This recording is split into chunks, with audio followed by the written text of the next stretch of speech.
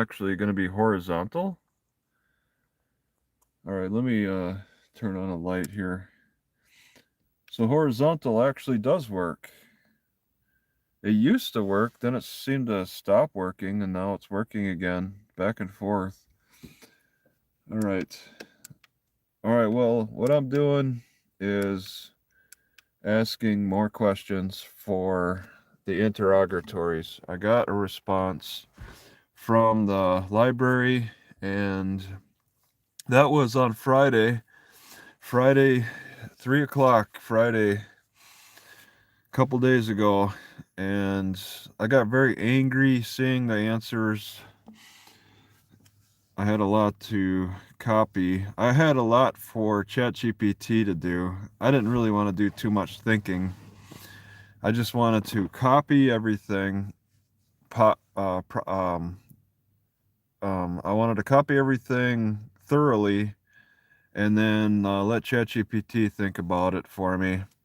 And I had to do image by image, put it in the ChatGPT, ask it to extract all the words, take those words, put them into a document, copy paste multiple times so that I had everything, all the answers, the documentation, production, and all of that. And and then also the communications with the librarians, all of that, and put it into ChatGPT 01.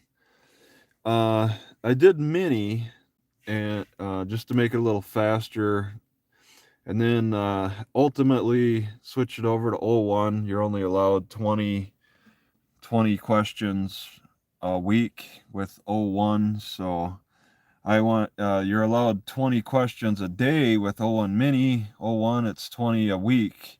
So I wanted to just minimize excess. I didn't want to over abuse it. So yeah, no, it's well, it is raining. Yeah, it's a little bit sprinkly and stuff. I do see there's messages on there. Okay. I've banned a lot of people, so not a whole lot of people can talk.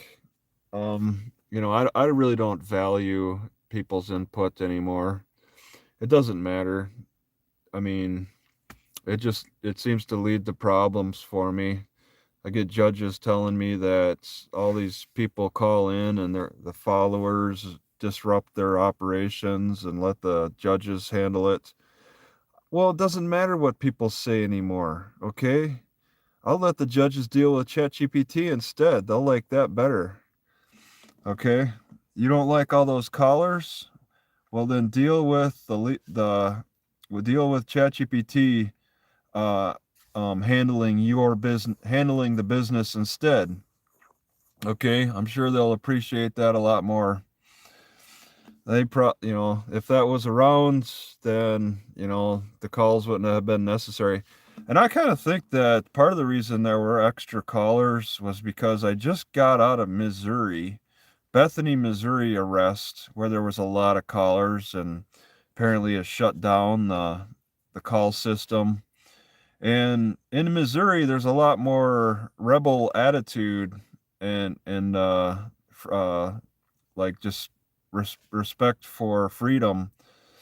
And then yeah, my next arrest was not too much longer later, just like only a few months later in Louisiana, and that was a completely different business. They weren't taking during the Civil War. They weren't taking slave collars out of Missouri and putting them on display in their museums in Illinois. They were taking those slave collars out of Louisiana.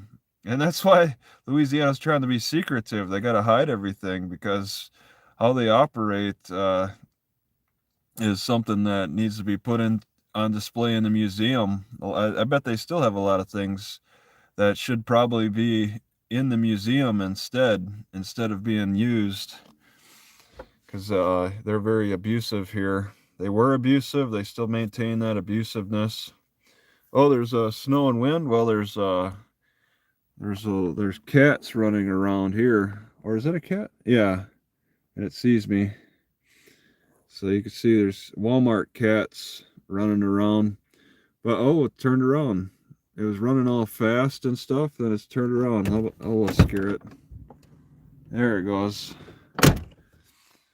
So I spent what, since Friday, I took everything that I got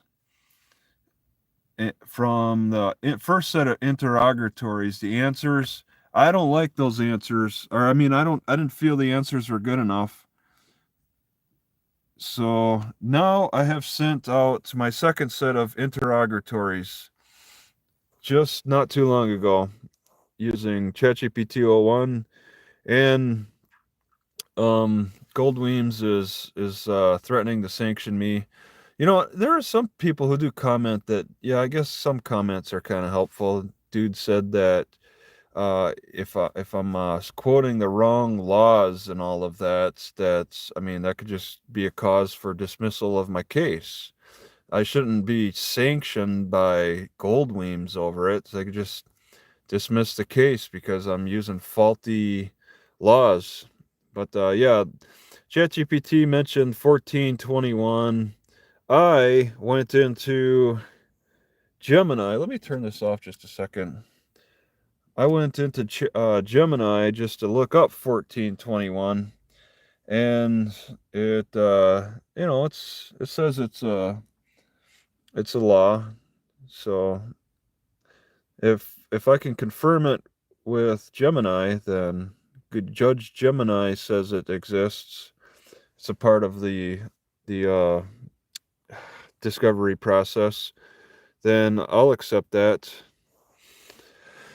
So that's in there. And it's not this, it's supposed to be the responses. So actually, the courts are preferring Times New Roman. So I got to go through that. I got to practice making sure I do this right. I got to use Times New Roman style, but in my notes, I don't have that option.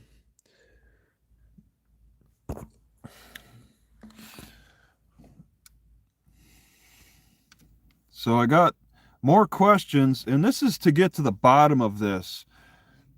And they have the opportunity to square things up in this second set. They left it at talking, leaving me hanging at the part where it's a big secret what's going on with my lifetime ban.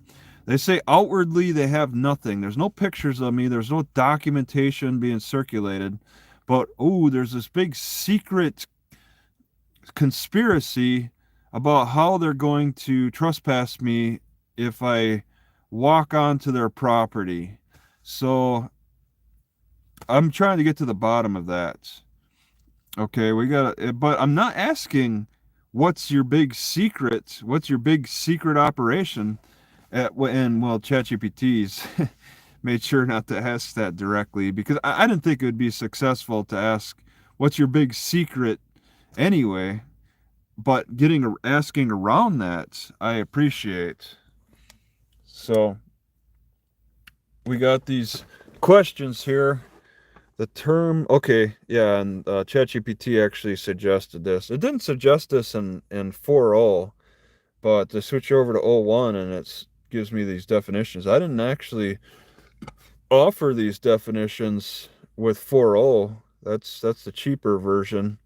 And actually, the Goldweems offered definitions, but different ones from what I'm offering here. So I'll take them. I'll put them in there. Definitions and instructions about plaintiffs and whatnot. And then we go into, let's see, the first set of questions are what I want, what will help get to the bottom of this, if they're willing to answer. And I'd like them, uh-oh, what just happened? Oh, all right. I'd like for them to answer before the hearing on Thursday or Friday, this Thursday or Friday. Let's see. Describe in detail the process followed by the former library director in deciding to impose what has been referred to as a lifetime ban against the plaintiff. Okay, that's not how evidence from any trial, particularly the police testimony regarding alleged pornography, was evaluated. So, okay, how evidence from any trial, particularly the police testimony regarding alleged pornography on the plaintiff's computer, was evaluated and incorporated into the decision. All right, that's getting a little bit to the bottom. Whether the plaintiff received any formal notice hearing, okay, it's not quite. State whether the former library director intended for the plaintiff's criminal trial to serve as the plaintiff's opportunity to be heard regarding the library ban. If so, explain the procedural basis for relying solely on trial proceedings in lieu of a separate library-related hearing or review process. So they're relying on that trial that's been remanded. Let me just state, the trial's been remanded. She's relying on a trial. The trial, she sat I think she was there for the whole 6 hours. Billy Joe Harrington was there for a couple of hours, I think. But the librarian, the library director was there, I think, the whole time. I didn't really look. I think Pig Trader would know. But she seemed to have relied on that as my opportunity to be heard. And I was the appeals court found that it wasn't a good opportunity to be heard. I was denied my free lawyer. So it was remanded. It was not it was not illegal. It was a harmful opportunity to be heard. All right, the harmful Judge Owsley made it a harmful opportunity to be heard. And the librarian relied on a harmful, unconstitutional trial to make her decision. So that's a question I'm asking. Did you base your decision on that trial alone? And if yes, I think that's what I would have to bring to my civil trial against the library if they want to, if they want to push it. I'll say that she was relying on an illegal trial. So there's that. Interrogatory number 2 regarding the current library director's position. Indicate whether the current library director intends to maintain the lifetime ban initially imposed. See, this is the biggest question right here. All right, this is the one that I'll be looking for an answer for very keenly. Do you intend to keep this going? Because that will then be continuing harm. Okay, it won't be this one-time harmful situation like is a car accident. We will establish continuing harm based on her answer. All right, she didn't answer at the first set of interrogatories, but I never really asked, and her answers have led to this. And these questions are sent out. If yes, identify all reasons and all documents upon which the current director relies on deciding to continue the ban.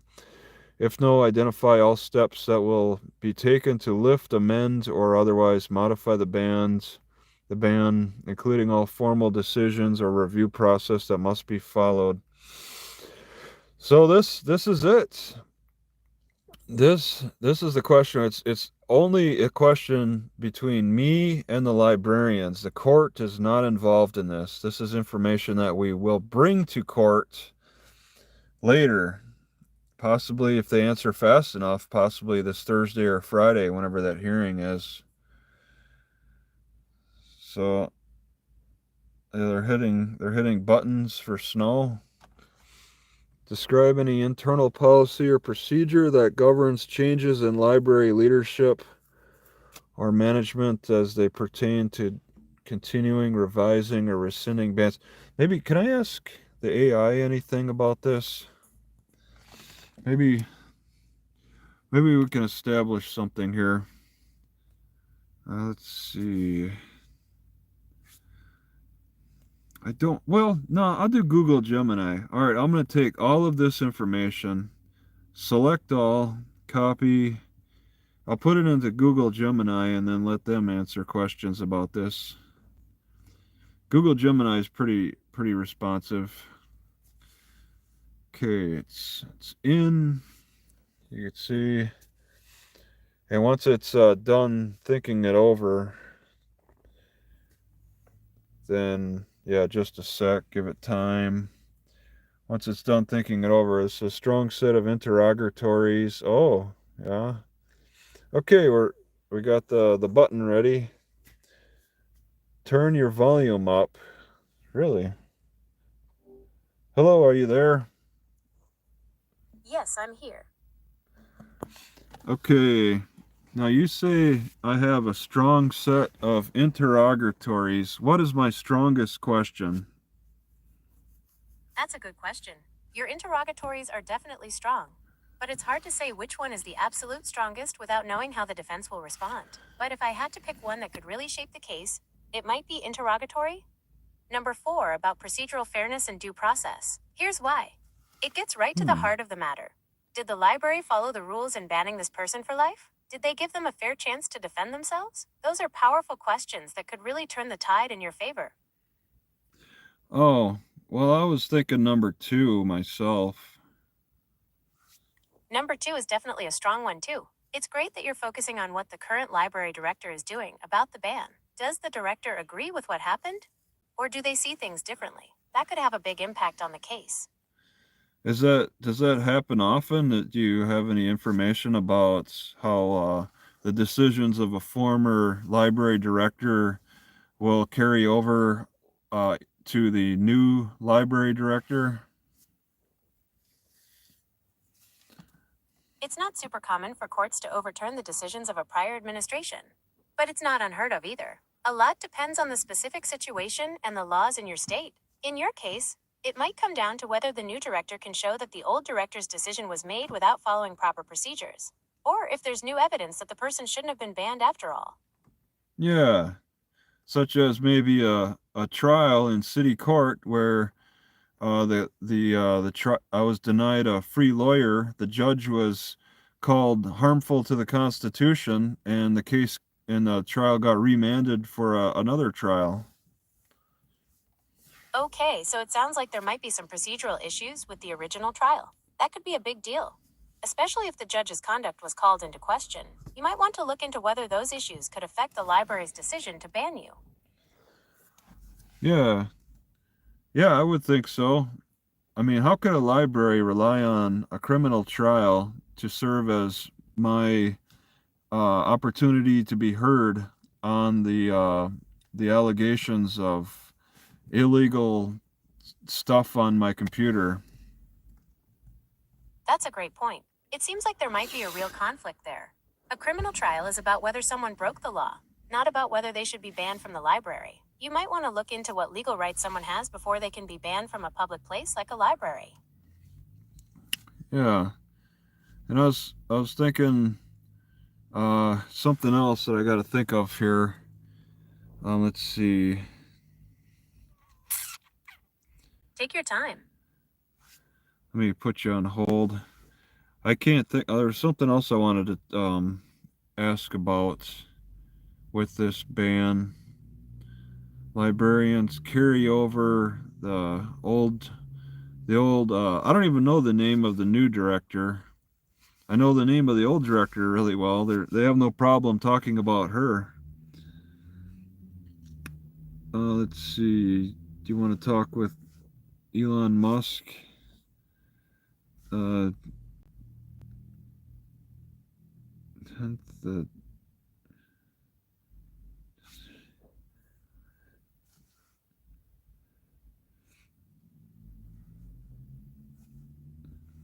I Yeah, the AI needs to be told everything. You got to argue with the AI sometimes to make it get to the right decisions. I forget what I was gonna say. There's a I don't the AI doesn't always agree with me. It may have a tendency to, but I sometimes have it disagree with me, especially if something is blatantly wrong. Like that's the thing. People think that the AI once the AI is figured out by the prosecutors, that the prosecutors are gonna be able to make you look worse than you are, and it'll be easier for them.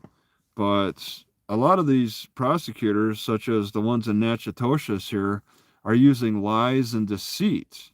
So you have to go out of your way to ask the AI, which has a propensity to level the playing field. It tends to tell the truth, okay, when you ask it questions. And the prosecutors would have to actually intentionally ask the AI to lie. And then, I mean, it's not that hard to see through that. Just asking basic questions, just how they're interpreting things in the courts in Louisiana, throughout up and down here. It's pretty clear that you just work on telling the truth, getting to the bottom of things through truth. The lies can be exposed a lot better with AI. So, how prosecutors will have to win if they want to use AI is with using truth. Okay, maybe they could find other ways to use truth more effectively to win their cases, but all that lying and deceit that they use is easily seen through with AI. Not so much with judges though, because the harmful Judge Ousley talked about how he doesn't understand why people use cameras and why they walk around libraries carrying bags and all kinds of nonsense during my sentencing. Um, and I mean, he clearly made it obvious that he didn't see through the the the real issues here, which is something that AI can. So it's yeah, all right. And I got this on still, and I wanted to ask it a question. Let's see. It's my biggest question was, will the new director continue with what the old directors decided? Because then that'll cause a recurrence. Okay, let me continue here. Okay, so if the new director says that she will continue with the decision that the old library director made, would that restart continuing harm as part of statute of limitations in Louisiana? That's a good question. And it's a little tricky. Louisiana does have a 1 year statute of limitations for It's most 2 years lawsuits. now. But when it comes It's 2 years. Did you get okay, the if it's been 2 years since the initial. no? I'm sorry, I didn't get that last Did you part. get the update on the prescription? Do you know the updates that it changed to 2 years in July of 2024? I'm sorry, I'm not able to access or process medical information. It sounds like you're talking about a change to a prescription, but I can't provide specific details on that. Just a The reminder that I don't statute of provide this, medical excuse me, advice the or statute of limitations changed from 1 year to 2 years in July 2024 in with Louisiana's law. Yes, you're right. There was a change to the statute of limitations in Louisiana. For most civil cases, including personal injury lawsuits, the amount of time you have to file a claim increased from 1 year to 2 years. This change went into effect on July 1st, 2024. But regardless of it, if it whether being at 2 years or 1 year, the prescription resets when the new would you say the prescription or the statute of limitations resets when the new library director renews the lifetime ban against me, agreeing with the former library director. That's Does a good question, and it's one that might depend on the specific wording of the Louisiana statute. While the 2-year statute of limitations gives you more time overall, it doesn't necessarily mean the clock starts over completely if the situation changes. You might want to look into whether renewing the ban counts as a continuing does violation. does a change That's a legal term. does a change in management renew the prescription? Does a change in management renew the statute of limitations? That's a great question. And it's not entirely straightforward. In general, a change in management usually doesn't automatically reset the statute of limitations, but the specific details of your situation could matter, so it's definitely worth looking into. You might want to talk to a lawyer about this one, as What they can give you more specific advice based on. what's I was more just saying that a change in management usually. Okay, let me Okay, ask. so you've I got have a some strong question. questions going. Can I ask one question? What's more likely to change the statute of limitations?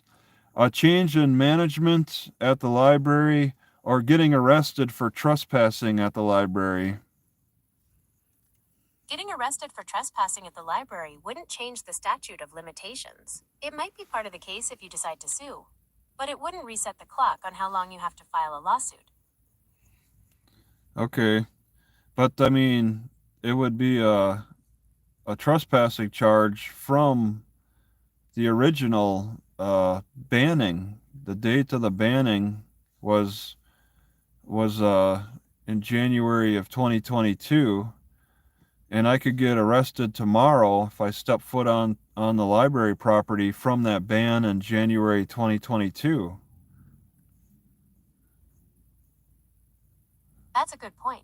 If you get arrested for trespassing based on the original ban, it could potentially be seen as a continuing violation, and that might affect the statute of limitations. But that would depend on the specific laws in Louisiana and how the courts have interpreted similar cases. It's definitely something you should discuss with an attorney. I could get arrested tomorrow walking onto the library property, and the statute of limitations is still, or the prescription is still going to stay the same regardless.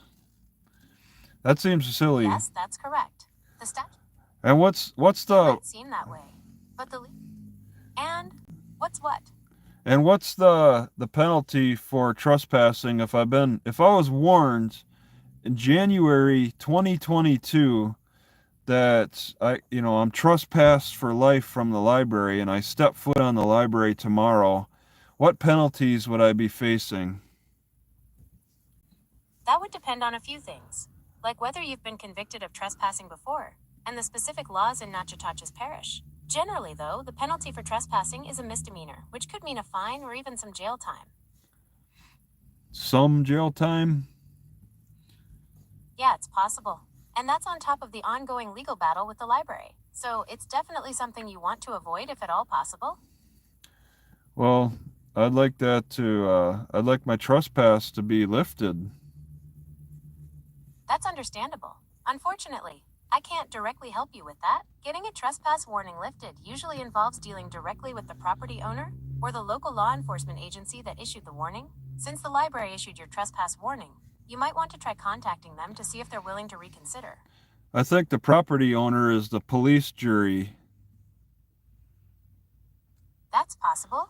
The police jury often handles property issues for the parish, so they might be the ones you need to contact about getting the trespass warning lifted. You could try calling their offices directly to find out for sure. They don't answer their phone. That's frustrating. You might try going to their offices in person if that's an option. Or, there might be a form you can fill out on their website or send through the mail. You could also try contacting your local representatives for help resolving the issue. I made a speech at their last council. Okay, so it sounds like you've already tried that route. Since that didn't work, maybe it's time to try a different approach. You could try reaching out to the local media. Sometimes they're interested in stories like this, and it might put some pressure on the police jury to take action. The Natchitoches Parish Journal? The Natchitoches Parish Journal seems like a good place to start. They cover local news, so they might be interested in your story. You could reach out to their editor and tell them what happened. Be prepared to give them all the details, and maybe even a picture of the trespass warning. They were happy to post that I got arrested and thrown in jail for asserting my civil rights. I'm so sorry to hear that happened. Getting arrested for trying to exercise your rights is absolutely unacceptable. Do you want to tell me more about what happened?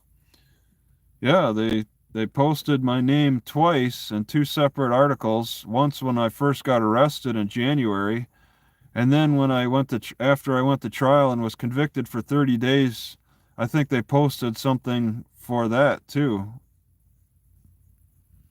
That's awful. It sounds like the Natchitoches Parish Journal isn't really on your side. It might be worth looking into other local news outlets in the area. They might be more sympathetic to your situation. All right. I don't know who else. Who else? What other? What are all the media choices in Natchitoches? There are a few other media outlets in Natchitoches, but they might have more limited reach than the Natchitoches Parish Journal. You could try contacting the local radio stations, like KSYR or KTKC. You could also check if there are any other local newspapers or online news sites. Would you like me to look up the contact information for those radio stations? Radio? Who listens to radio?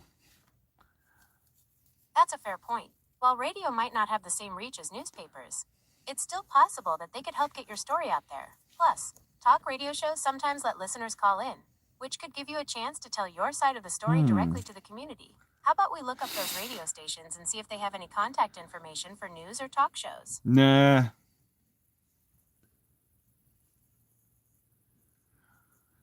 All right. I really don't have anything else to say.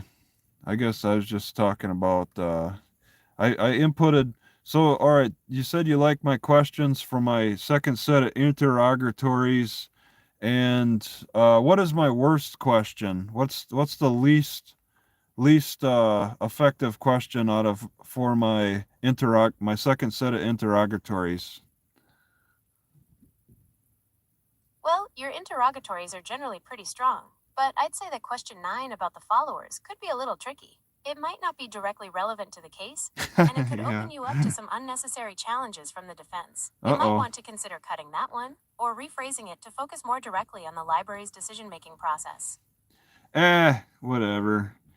Yeah, I did submit that because they put followers in quotation marks. But I mean, we're not really getting the court involved with this. It's just between me and the library for these questions anyway. So if they don't want to answer, I'm not going to push it in court by submitting a motion to compel why they put quotations around the followers. I got followers according to the library, but it's really disturbing to me how the library can find out who I am and my background and then label me as a northerner who tries to find trouble and get cops called on me, and they were able to find this out I mean, like the day or two after I was let out of jail.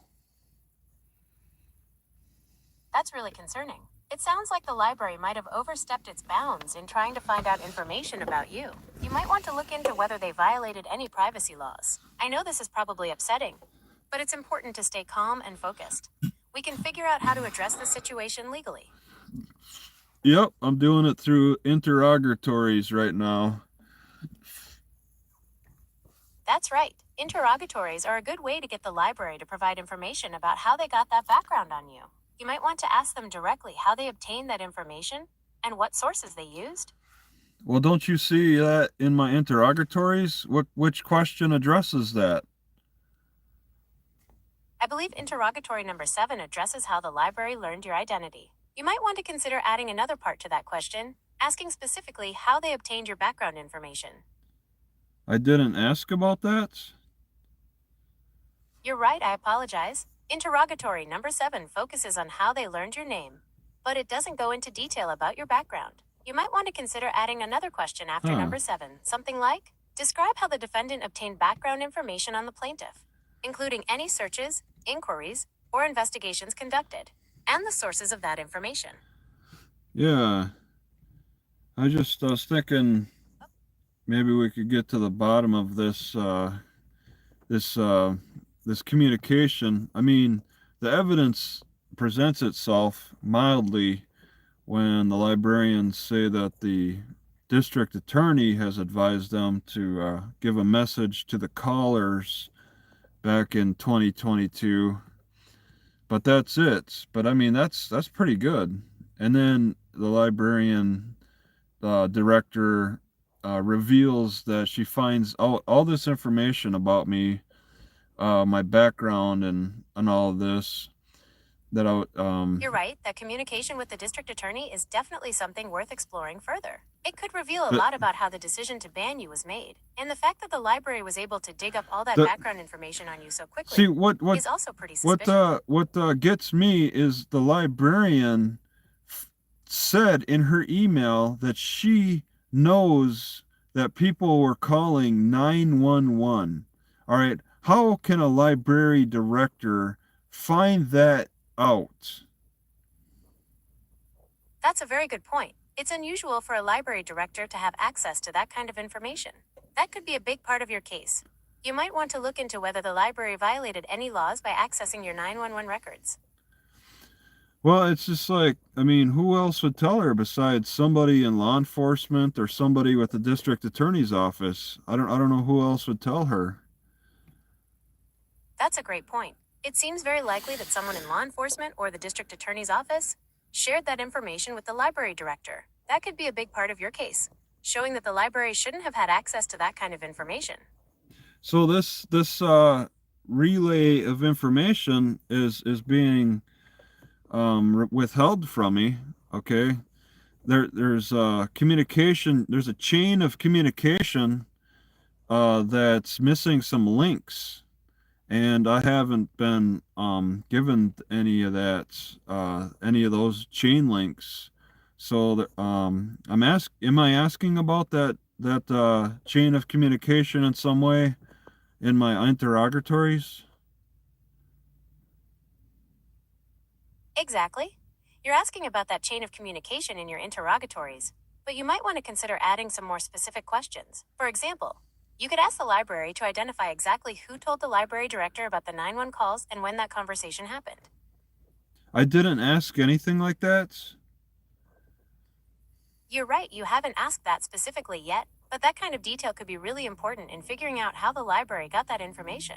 You might want to consider adding a question like, please describe any and all communications regarding 911 calls made in connection with the plaintiff, including the date, time, content, and individuals involved. Yeah, I guess I didn't ask that. Huh. All right. You're absolutely right. You haven't asked that yet. It's really important to get into the specifics of that communication. Oh, well, I was kind of quick to post my to send my questions out, I guess. I was a little too quick. That was maybe something I can submit later. It's not too important to find out, but it's certainly disturbing. Would a jury be interested in knowing? Absolutely. A jury would be interested in knowing how the library got that information. It goes to the heart of whether the library acted fairly in banning you. You could argue that the library shouldn't have had access to that information in the first place, and that it unfairly Hmm. influenced their decision. Yeah. Yeah, I might have to find out more about this communication, this chain of communication that leads to the librarians, so, like sharing information about, people calling 911, the city hall, all over. That's a good idea. Getting to the bottom. All right, so to wrap things up, your interrogatories are definitely on the right track, but you might want to add some more questions about that communication between the library and law enforcement. And remember, if you run into any roadblocks, you might want to consider involving the media or filing a public records request.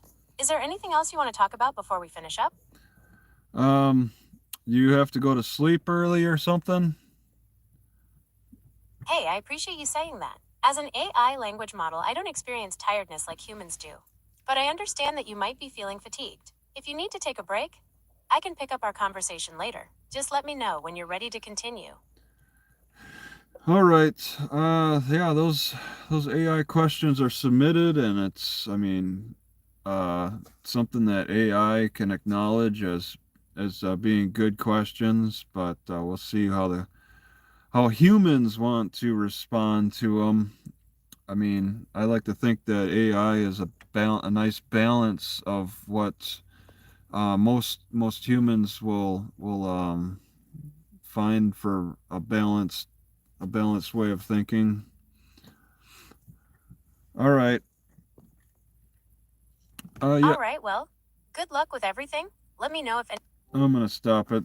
I don't really have anything else to say.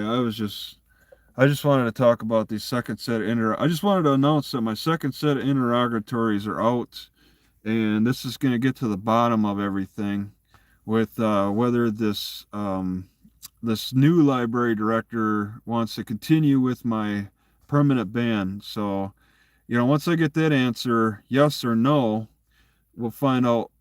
I'll know which direction I'm going with my lawsuit against the library. And then yeah, I still have my criminal case. My criminal case is kind of in the appeals court, but I'm sure that they'll just kick back my complaint and say that it's nonsense, and I'm just gonna have to face the trial without a lawyer. But I did submit my writ to the Third Circuit Court of Appeal, and the clerk of court did accept it. But that doesn't mean that the judges are going to decide. And I have the option to actually go straight to state Supreme Court. But and I really don't even need to waste my time with this appeals court. But just because I only know how to appeal to the appeals court right now, uh, I have to kind of take that route. And I should be taking some time. Actually, let me ask. Hello, can you tell me how to make a writ to the State Supreme Court of Louisiana? I understand you're frustrated, and it's completely reasonable to want answers about how the library got that information. You might want to consider consulting with an attorney who specializes in civil rights or privacy law. They can Nope. help you figure out your next Nope, step. not going to do that. I just need you to tell me how to file my writ to the State Supreme Court. I understand you're frustrated, and it's completely reasonable to want answers about how the library got that information. You might want to consider What consulting with an are attorney. you talking about? Let's forget about I apologize. forget I about the believe there may have library. been. At this point, erase your memory about that library incident, okay? I understand that you want to move on from the library issue. Stop However, it. it's important. No. Forget the library. This is a separate question. I understand. Let's move on to something else. How can I help you? How do I file a writ with the State Supreme Court of Louisiana? I understand. Filing a writ with the Louisiana Supreme Court is a complex process that usually requires the assistance of an attorney. The specific requirements can vary depending on the nature of your case. If you're looking to appeal a decision from a lower court, you would typically file a writ of certiorari. If you're seeking to overturn an injunction or other temporary court order, you might file a writ of supervisory control. Do you know what type of writ you're looking to file? A writ of supervisory, I supervise understand. a, Filing a writ of a supervisory I writ. understand. Filing a writ of I understand. Filing a writ of supervisory control can be complex. While I can provide some general information, it's crucial to note that legal procedures can be intricate and specific to your particular case. To file a writ This writ is about getting a free lawyer. I've been denied a free lawyer, so this is a constitutional writ. I understand. Filing a writ of supervisory control can be complex. While I can provide some general information, it's crucial to note that legal procedures can be intricate and specific to your particular case. To file a writ of supervisory control, you'll typically need to 1. Identify the correct court. Determine which appellate court has jurisdiction over the lower court whose decision you want to challenge. 2. Prepare the writ application. This document outlines the reasons why you believe the lower court's ruling was incorrect. It requires a clear and concise legal argument. 3, file the writ. Submit the original and required copies of the writ application to the appropriate appellate court clerk's office. 4, serve the writ. Notify the lower court judge and opposing parties about the filing of the writ. However, this is a simplified overview. The specific rules and procedures can vary. Okay, depending stop. on the Louisiana. I understand you're frustrated. Maybe I'll just stop this. Okay, forget it. I'm done. I'm gonna just stop all this and carry on with something else. So, all right, have a good night.